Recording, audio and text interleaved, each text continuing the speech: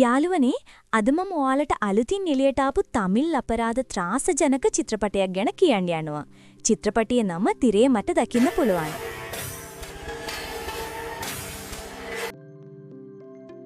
කතාව ආරම්භ වෙන්නේ කිහිප දෙනෙක් එක්ව පළාත් සභා මන්ත්‍රීවරයෙකුගේ මුදල් හොරකම් කිරීම සඳහා සැලසුමක් සකස් කරන දර්ශනයකින්. ඒ මන්ත්‍රීවරයා තම මුදල් කොහෙද සංගවා තියෙන්නේද? එතනට කොහොමද ළඟා වෙන්නේද? තමන්ගේ සැලසුම කොහොමද සාර්ථකව ක්‍රියාත්මක කරගන්නේද කියලා යාළ එකිනෙට අතර ගැඹුරු ලෙස සාකච්ඡා කරනවා. අනිත් පැත්තෙන් අපිට වේලු කියලා පුද්ගලයෙක් හමු වෙනවා. ඔහු ඇත්තටම පුද්ගලික රහස් පරීක්ෂකයෙක්. නමුත් වේලු කියන්නේ විශාල අපරාධ විසඳන ප්‍රසිද්ධ රහස් පරීක්ෂකයෙක් නෙමෙයි. ඔහු සාමාන්‍යයෙන් කරන්නේ කුඩා නඩු විසඳීමයි. උදාහරණයක් විදිහට සැමියෙක්ට තම බිරිඳ ගැන නිරීක්ෂණයක් තියන්න ඕන වුණොත්, හෝ බිරිඳකට තම සැමියා ගැන අවධානයෙන් බලන්න ඕන වුණොත්, නැත්නම් දෙමව්පියන්ට තම දරුවා කොහෙද යන්නේ, මොනවද කරන්නේ, කාවද හමු වෙන්නේ කියලා දැනගන්න ඕන වුණොත් මේ වගේ කුඩා වැඩ කරලා දෙන්නේ තමයි වේලු. වේලුට පොඩි කණ්ඩායමක් තිරෙනවා. ඒ වගේම වේලුගේ තාත්තා කුඩා අවන්හලක් පවත්වාගෙන යනවා. නමුත් ඒ අවන්හල මේ වෙලාවේ විශාල පාඩුවක පවතිනවා. වේලුට වෙලාව ලැබෙන හැම වෙලාවකම ඔහු ඒ අවන්හලට එහෙන් මෙහෙන් යනවා. ඊළඟ දර්ශනයේ අපිට භූමි කියලා කාන්තාවක් හමු වෙනවා. ඇය ගැහැණු ළමයින් වෙනුවෙන් NGO එකක් පවත්වාගෙන යනවා. ඒ වගේම ඇය සමාජ සේවිකාවක් ලෙසත් හඳුනාගෙන තියෙනවා. කාලෙන් කාලෙට ඇය විවිධ සමාජ සේවාවන් කරනවා. විශේෂයෙන්ම මිනිස් ජාවාරම් නවත්වන්න ඇය වැග කරනවා කියලා සමාජයට පෙනෙනවා. අනාථ ගැහැණු ළමයි හමු වුණොත් ඒ අයට NGO එක හරහා ආරක්ෂාව, සත්කාර, අධ්‍යාපන පහසුකම් සලසා දෙනවා කියලා ඇය පෙන්වනවා. භූමිගේ NGO එකේ මේ සමාජ සේවාවන් දැකලා බොහෝ බලවත් සහ ප්‍රසිද්ධ පුද්ගලයින් ඇයට විශාල අරමුදල් ලබා දෙනවා. නමුත් ඇත්ත කතාව වෙනස්. භූමි බාහිරට බලද්දී සමාජ සේවාව කරන කෙනෙක් වගේ පෙනුනත් ඇතුළත තියෙන සත්‍ය සම්පූර්ණයෙන්ම වෙනස්. ඇත්තටම භූමි ඒ අනාථ ගැහැණු ළමයින්ව ව්‍යාපාරයක් වශයෙන් භාවිතා කරනවා. ලැබෙන සියලු අරමුදල් ඒ ළමයින්ගින්ම ඇය උපයනවා. එක් දවසක භූමිට වේලු ගැන දැනගන්න ලැබෙනවා. ඒ නිසා ඇය වේලුව කැඳවාගෙන දිනේෂ් කියන පුද්ගලයෙක් ගැන සම්පූර්ණ විස්තර සොයා දෙන ලෙස ඉල්ලනවා. ඇත්තටම භූමි සහ දිනේෂ් අතර මීට පෙර ගැටුමක් තිබුණා. ඒ නිසාම දිනේෂ් ගැන තවත් විස්තර ඇයට අවශ්‍ය වෙලා තියෙනවා. ඊට පස්සේ භූමිගේ සහායකයා වේලු ගැන කියනවා. ඔහු හොඳ පුද්ගලික රහස් පරීක්ෂකයෙක් කියලා. ඒ නිසාම භූමි වේලුට දිනේෂ් ගැන සියලු විස්තර සොයා බලන්න කාර්ය පවරනවා. වේලු සහ ඔහුගේ කණ්ඩායම දිනේෂ් මත නිරීක්ෂණය යොමු කරමින් ඔහු ගැන සොයා බැලීමට පටන් ගන්නවා. මේ අතරතුර වේලුට ගොඩක් අමුතු හා සැකසහිත දේවල් හමු වෙනවා. ඉන්දියාවේ නීතිවලින් තහනම් කරලා තියෙන වනාන්තර සතුන් දිනේෂ් තම ගෙදර පාලනය කරමින් තබාගෙන තියෙන බව වේලු හඳුනා ගන්නවා. ඔහු කුඩා සත්ව උද්‍යානයක් සකස් කරලා තියෙනවා. ඒකට අමතරව එම සතුන් අනිත් පාර්ශවයන්ට අනීතිමය ලෙස ජාවාරම් කරන බවත් වේලුට හෙළි වෙනවා. වේලු මේ සියලු කරුණු සාක්ෂි සමග එකතු කරගෙන ඒවා භූමිට ලබා දෙනවා. ඊට පස්සේ භූමියේ සාක්ෂි භාවිතා කරගෙන දිනේෂ්ට බ්ලැක්මේල් කරලා තමන්ගේ කටයුතු කරගන්නවා. ඒ වගේම ඒ හරහා මුදලුත් අතට ගන්නවා. වේලුගේ වැඩ ගැන සතුටු වෙලා භූමිය ඔහුට හොඳ මුදලක් ගෙවන්නත් අමතක කරන්නේ නැහැ. දවසක් වේලු තමන්ගේ තාත්තගේ අවන්හලට යනවා. එතන රාධා කියන ගැහැණු ළමයික් නිතර එනවා. රාධාව බලද්දී වේලු අයට ඇලෙනවා. රාධාත් වේලු කෙරෙහි උනන්දුවක් පෙන්වනවා. දවස් ගණනක් යන විට දෙන්න අංක හුවමාරු කරගන්නවා. පස්සේ චැට් එකේදී එකිනෙකා ගැන වැඩි දැනුමක් ගන්නවා. දවසක් වේලු රාධාට කියනවා ලොං ඩ්‍රයිව් එකකට යමුද? රාධා එකග වෙනවා.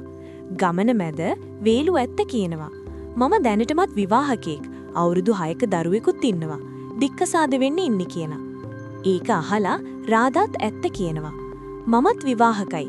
ඒත් මගේ සැමියා එක්ක සතුටින් නෙවෙයි ඉන්නේ කියලා. දෙදෙනා ඊට පසුව ගමන යන්නේ නැතුව ආපසු හරියනවා. වේලු තමන්ගේ දරුවා හැමදාම හමු වෙලා කාලය ගත කරනවා. ඔහු Tamanගේ මාමා සහ බිරිඳ සමග කෝප වුණත් මාමා වේලු එක්ක හොඳට කතා කරනවා. මේ අතරතුර මුත්ති කියලා මුදල් ණය දෙන්නෙක් භූමිගේ සහායක හමු වෙනවා. ඔහු වේලුගේ තාත්තගේ අවන්හල ගැන කියනවා. වේලුගේ තාත්තා Tamanගෙන් ණයක් අරගෙන තිබුණා. ඒත් තවම ආපහු දීලා නැහැ. අවන්හල ඊටා වටිනවා. අපි ඒක අරගත්තොත් හොඳට ඩිවෙලොප් කරන්න පුළුවන් කියලා. ඒක ඊටා හොඳ ස්ථානයක තිබෙනවා. ඔයාලා මැඩම් එක්ක කතා කරන්න කියනවා. භූමිගේ සහායක මේ කතාව භූමිට කියනවා. භූමි මුත්තිට කියනවා ඔබ හොටෙල් එකේ 150ක කොටස් ඔබගේ නමට ලියා ගන්න. සෙසු සල්ලි ගෙවන්න කාලයක් දෙන්න. මුදල් නොගෙවුවොත් හොටෙල් එක ඔබට අයිති වෙයි කියලා. මුත්ති වේලුගේ තාත්තා ළඟට ගිහින් සල්ලි හෝටල් එකේ 150ක් කොටස ලබා දෙන්න කියලා ඉල්ලනවා. ඒක අහලා වේලුගේ තාත්තා ගොඩක් කලබල වෙනවා. නමුත් ඒ වෙලාවේ වේලුත් එතන ඉන්නවා. ඔහු ඒකට එකඟ වෙන්නේ නැහැ. වේලු මුත්තිට කියනවා ඔයාගේ අරමුණ මම දන්නවා. ඊට පස්සේ වේලු ණය මුදලෙන් කොටසක් මුත්තිට දෙනවා. ඉතිරි මුදල් ඉක්මනින් ගෙවන්න පොරොන්දු වෙනවා. විකල්පයක් නැතිව මුත්ති එතනින් යනවා. ටිකක් වෙලාවක් යනකොට රාධා වේලුට ෆෝන් කරලා ගෙදරට එන්න කියනවා. ඒ වෙලාවේ සැමියා ගෙදර නෑ කියලත් ඇය කියනවා. වේලු ඉක්මනින් රාධාගේ ගෙදරට යනවා. එතනදී දෙන්න එකිනෙකාට තවත් සමීප වෙනවා. ඒ අතරතුර රාධා කොන්ඩම් එකක් ගෙනවද කියලා අහනවා. එතකොට වේලු ඒක අමතක වෙලා කියලා කියනවා. වේලු කොන්ඩම් එකක් ගන්න මෙඩිකල් ස්ටෝර් එකකට යනවා. ඒ අතරතුර ඔහුට භූමිගේ සුපර් මාකට් එකක් මතක් වෙනවා. ඒක තවම විවෘතයි කියලා වේලුට පේනවා. වේලු එතනට ළඟා වෙද්දී වෙළඳසැල වහන්න සූදානම් වෙනවා. ආරක්ෂකයා ෂටර් එක වහනවා. එතකොට වේලු කියනවා මාමේ මට විනාඩි 2ක් විතරයි. ඒකට ආරක්ෂකයා කියනවා පුතේ දැන් යන්න. හෙට උදේ එන්න. මම ඔයාගේ යහපතටයි මෙහෙම කියන්නේ කියලා.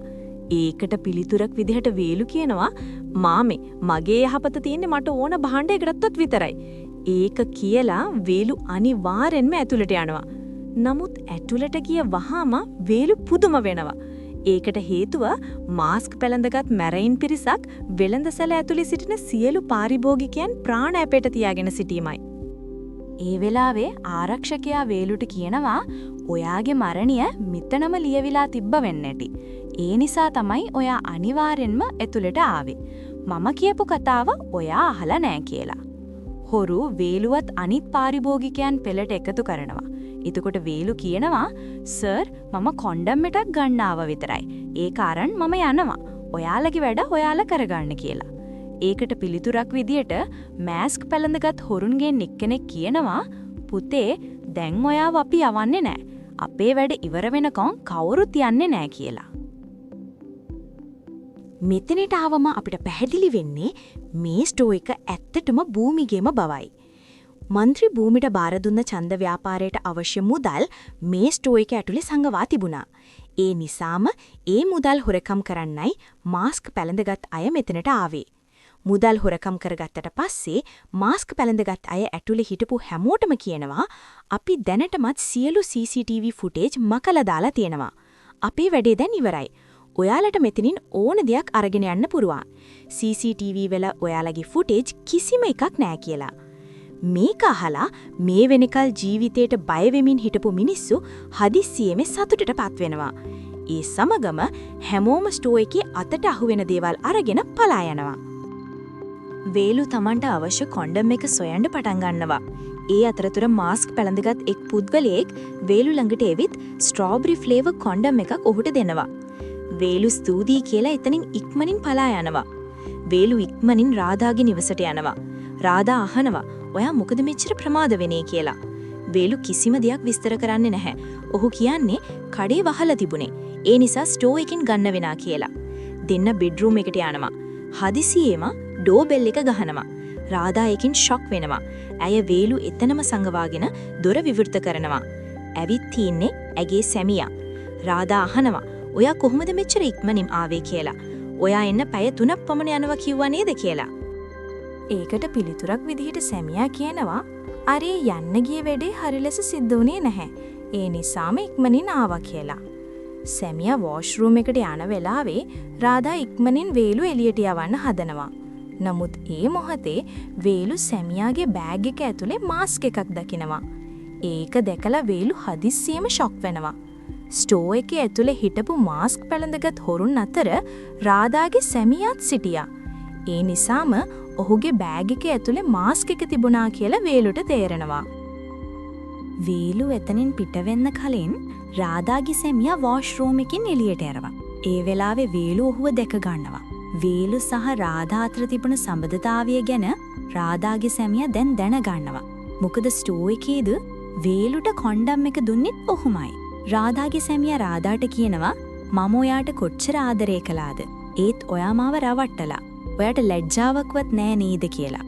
ඒ කියමින් ගන් එක අරගෙන රාදාට වෙඩි තබා ඈ මරා දමනවා. ඊට පස්සේ ඔහු වේලුටත් වෙඩි තැබීමට උත්සාහ කරනවා. වේලු ඉක්මනින් පැත්තකට ඉවත් වෙනවා. ඒ අතරතුර අහම්බෙන්ම රාදාගේ සැමියා ලිස්සලා වැටීමෙන් ඔහුත් මිය යනවා. වේලු සිතනවා මම ලව් කරන්න ආවා.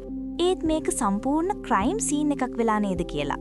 වේලු එතනින් යන්න ලෑස්ති වෙද්දි බෑග් එකේ ඇතුලේ ගොඩක් මුදල් තියෙනවා කියලා ඔහු දකිනවා. ඒ මුදල් සියල්ලම රාදාගේ සැමියා ස්ටෝ එකෙන් හොරකම් කරගෙන තිබුණු සල්ලි බව වේලුට තේරෙනවා. කිසි දෙයක් නොකිය වේලු ඒ සල්ලිත් අරගෙන එතනින් ඉක්මනින් පැනලා යනවා. අනිත් පැත්තෙන් ස්ටෝ එකේ හොරකමක් වුණා කියන කතාව අහලා භූමි සහ ඔහුගේ සහායකයන් ස්ටෝ එකට එනවා. එතන තිබුණු තත්ත්වය දැක්කම ඔවුන් සම්පූර්ණයෙන්ම කලබල වෙලා යනවා. එතකොට ඔවුන්ට තේරෙනවා ඉතා හොඳින් සැලසුම් කරලා කවුරු හරි සියලු මුදල් හොරකම් කරගෙන ගිහින් තියෙනවා කියලා. පොලිසිය රාධාගේ ගෙදරට ඇවිත් පරීක්ෂණ පටන් ගන්නවා. ඒ වෙලාවේ අපිට තේරෙනවා පොලිස් දෙපාර්තමේන්තුව ඇතුලේ වේලුට හිතවත් යාළුවෙක් ඉන්නවා කියලා. වේලු ඒ පොලිස් යාළුවට කෝල් එකක් අරගෙන ඊයේ රාත්‍රියේ සිද්ධ වුණ සියලු දේ පැහැදිලි කරලා කියනවා. ඒකට යාළුවා කියනවා අයියෝ ඔයා මොනවද කරලා තියෙන්නේ? හරි. ඒත් ඔයා කනගාටු වෙන්න එපා. මම හැම දෙයක්ම බලා ගන්නම් කියලා. ටිකක් යනකොට භූමි වේලුව කැඳවනවා. වේලු Tamanගේ පොලිස් යාළුවා එක්ක භූමි ළඟට යනවා. වේලු සිතනවා මම ආවේ ඔයාගේ ළඟ තියෙන සල්ලි ගැන අහන්නයි කියලා. ඒත් භූමි කියන්නේ වෙන දෙයක්. ඔයා හොඳ රහස් පරීක්ෂකයෙක් කියලා මට තේරුණා. මගේ සුපිරි වෙළඳසැලේ හොරකමක් වෙලා තියෙනවා. ඊයේ රාත්‍රියේ හොරු සියලු සල්ලි හොරකම් කරලා කිසිම සාක්ෂියක් ඉතුරු කරලා නැහැ. ඔයා ඒ සල්ලි සොයාගෙන මා ළඟට ගෙනත් දෙන්න. ඔයා මේක කළොත් මම ඔයාට කෝටියක් දෙන්නම් කියලා භූමි කියනවා. වේලු කියනවා ඔයා මේ නඩුවට කෝටි එකක් දෙනවද? ඉතින් මුදල ටිකක් වැඩි වගේ. කොච්චරක් සොරකම් කරලාද කියලා? භූමි කියනවා සම්පූර්ණ කෝටි 440ක්. ඒත් ප්‍රශ්නේ තියෙන්නේ ඒ සල්ලි මගේ නෙමෙයි. മന്ത്രിතුමාගේ සල්ලියේ. මැතිවරණයට කලින් මට ඒ සල්ලි ආපහු ඕන කියලා. වේලු කියනවා හරි මැඩම් මම ඔයාගේ සල්ලි සොයා ගන්නම්. ඒත් මට කොටසක් ඕන. කෝටි එකකින් වැඩේ වෙන්නේ නැහැ කියලා. භූමි කියනවා පළමුව ඔයා මගේ සල්ලි සොයා ගන්න. පස්සේ අපි වාඩි වෙලා කතා කරමු කියලා. වේලු එතනින් යනවා. පස්සේ Tamanගේ කණ්ඩායම එක්ක සිතනවා.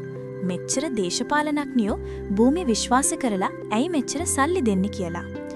ඔවුන් පළමුව භූමි ගැන විමර්ශනය කරන්න පටන් ගන්නවා. ඔවුන්ට තේරෙනවා වසර කිහිපයකට කලින් භූමි මිනිමැරුම් නඩුවකට සිරගෙදර ගියා කියලා. එතනින් ඉගෙනගෙන උපාධි දෙකක් ලබා ගත්තා. දවසක් മന്ത്രിතුමා සිරකරුවන් හමු වෙන්න ඒ සිරගෙදරට ආවා.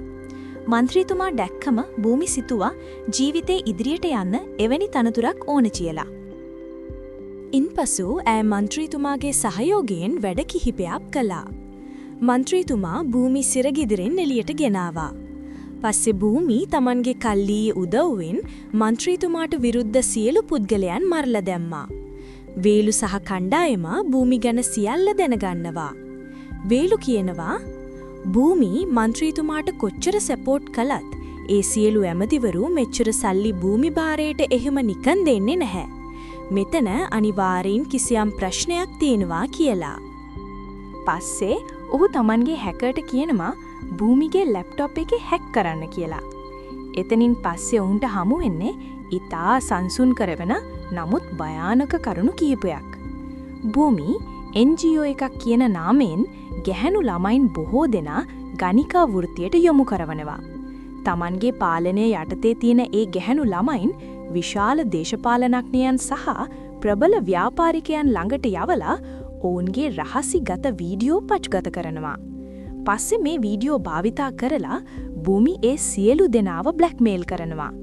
ඒ හේතුවෙන් විකල්පයක් නැතිව සියලු දේශපාලනඥයෝ සහ മന്ത്രിවරුන් තමන්ගේ විශාල මුදල් භූමි තමා බාරේ තබාගෙන ඉන්නවා.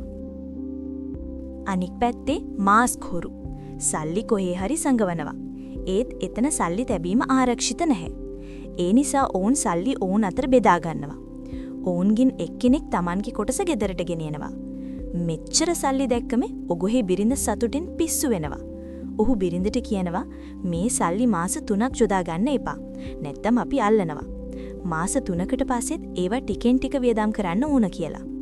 ඒත් අපි දකිනවා ඔගොහේ බිරිඳ ටීවී එකේ ප්‍රසිද්ධ ජුවලරි ෂොප් එකක ඇඩ්වර්ටයිස්මන්ට් එකක් දැකලා බෑග් එකකින් සල්ලි ටිකක් අරගෙන කෙලින්ම ඒ ෂෝරූම් එකට යනවා.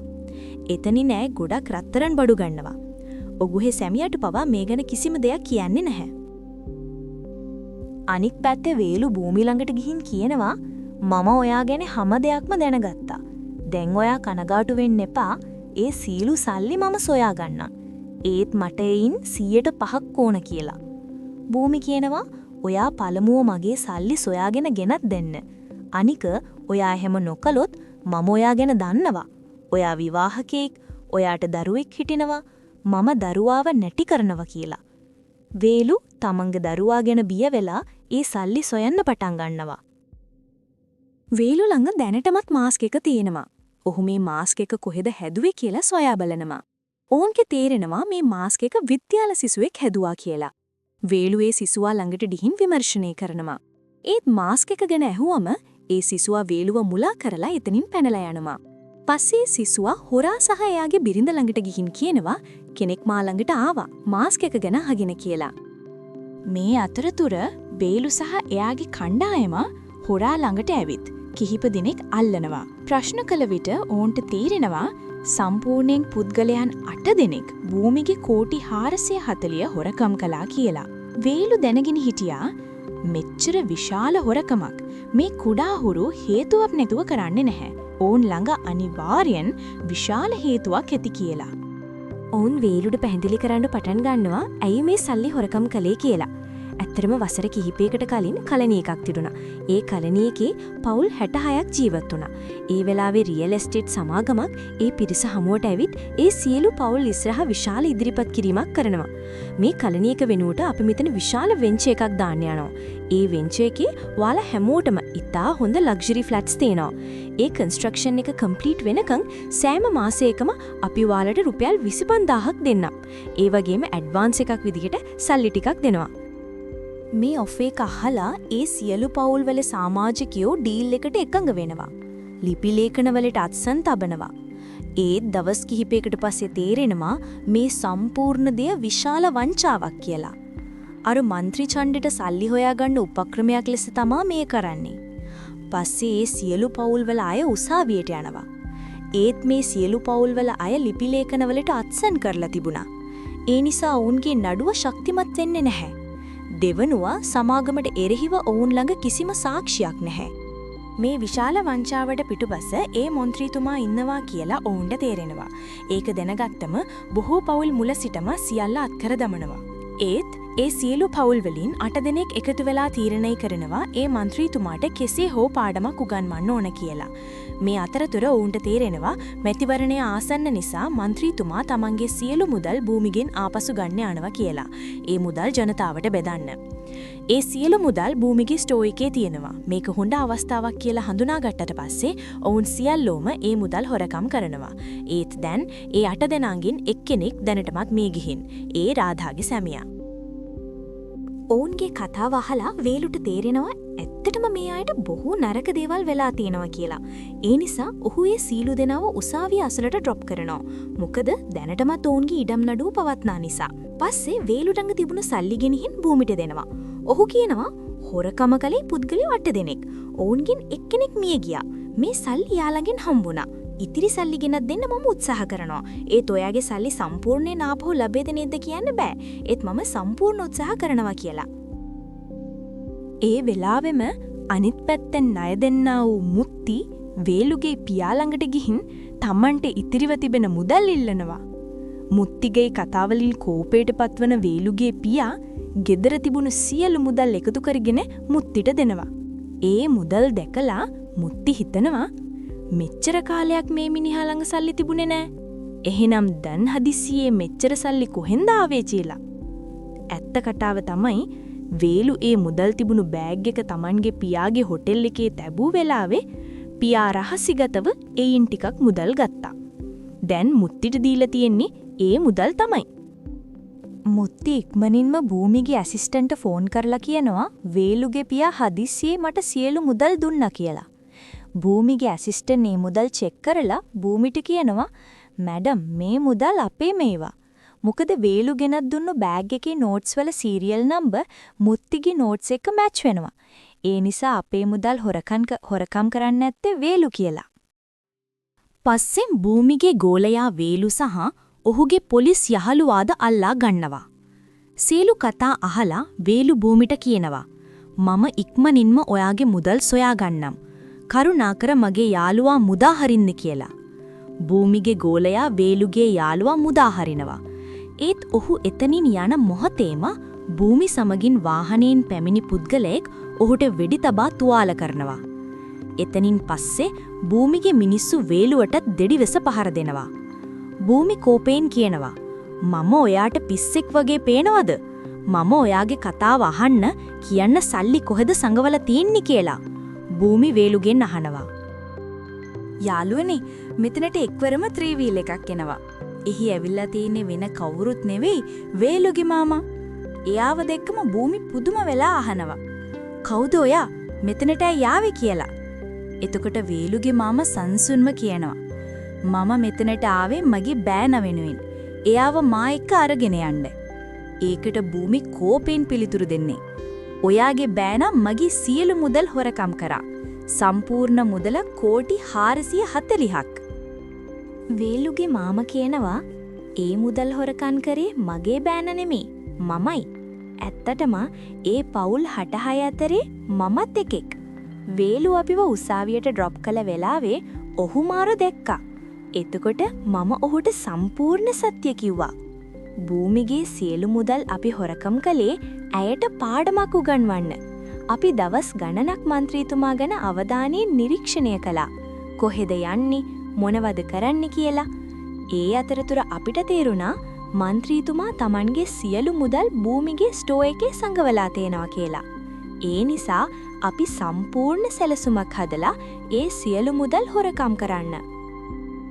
භූමි මේ සියල්ල අහලා වේලුගේ මාමට කියනවා හරි අපේ සියලු සල්ලි ආපහු දීලා ඔයාගේ බෑනා අරන් යන්න කියලා. එතකොට මාමා කියනවා මම මෙතෙන්ට ආවේ සල්ලි දෙන්න නෙමෙයි. මම ආවේ ඔයාලා හැමෝම මරලා මගේ බෑනා මා එක්ක අරන් යන්න කියලා. මේ වචන අහලා භූමිත් ඇගේ සියලු සමාජිකයොත් එකපාරටම hina වෙනවා. මේ මිනිහාට පිස්සු වෙලා වගේ කියලා හැමෝම හිතනවා. ඒත් හදිස්සියෙම කිසිවෙකුත් බලාපොරොත්තු නොවූ දෙයක් සිද්ධ වෙනවා. නොදන්නා මිනිස්සු කිහිප දෙනෙක් භූමිටත් ඇයගේ මිනිස්සුන්ටත් වෙඩි තැබීමට පටන් ගන්නවා. ඒ වෙලාවේ හැමෝම තේරුම් ගන්නවා මේ අය සාමාන්‍ය මිනිස්සු නෙමෙයි කියලා. ඔවුන් ඇත්තටම වේලුගේ මාමගේම මිනිස්සු. එයාගේ කර්මාන්ත ශාලාවල වැඩ කළ ආයුධ හොඳට භාවිතා කරන්න දන්න පුහුණු මිනිස්සු කියලා. ඒ කලබලයේ අතරතුර වේලුගේ මාමා භූමිට වෙඩි තියනවා. භූමි මේ යනවා. ඊට පස්සේ ඊටාම ආරක්ෂිතව වේලුත් ඔහුගේ යාළුවත් එතනින් ඇරගෙන ඕන් යනවා. දවස් කිහිපයකට පස්සේ වේලු മന്ത്രിතුමා ළඟට යනවා. එතනදී ඔහු മന്ത്രിතුමාට ඔහුගේ පුද්ගලික වීඩියෝ එකක් පෙන්වනවා. ඊට පස්සේ වේලු ශාන්තව නමුත් දැඩිව മന്ത്രിතුමාට තර්ජනය කරනවා. ගෙවල් අහිමි වුණු මේ සියලු මිනිස්සුන්ට නැවත ගෙවල් හදලා දෙන්න කියලා කියනවා. മന്ത്രിතුමා වේලුගේ කීම අනුගමනය කරමින් Tamanගේ බලය භාවිතා කරලා ගෙවල් අහිමි වුණු සියලුම පුද්ගලයන් වෙනුවෙන් ඉතා හොඳ නවීන අපාර්ට්මන්ට් සංකීර්ණයක් නැවත හදලා දෙනවා. වේලු മന്ത്രിතුමාවම මේට භාවිතා කළේ එකවර කෝටි 440ක් වියදම් කිරීමේදී සිදුවන ගැටලුව මගහරවා ගැනීමටයි. මේ විදිහට අසාධාරණයට ලක්වුණු මිනිස්සු නැවත Tamanගේ ජීවිතය ආරම්භ කරනවා. නීතියට වඩා මානුෂීයත්වය ජයගන්නා කතාවක් ලෙස මේ චිත්‍රපටය මෙතනින්ම අවසන් වෙනවා.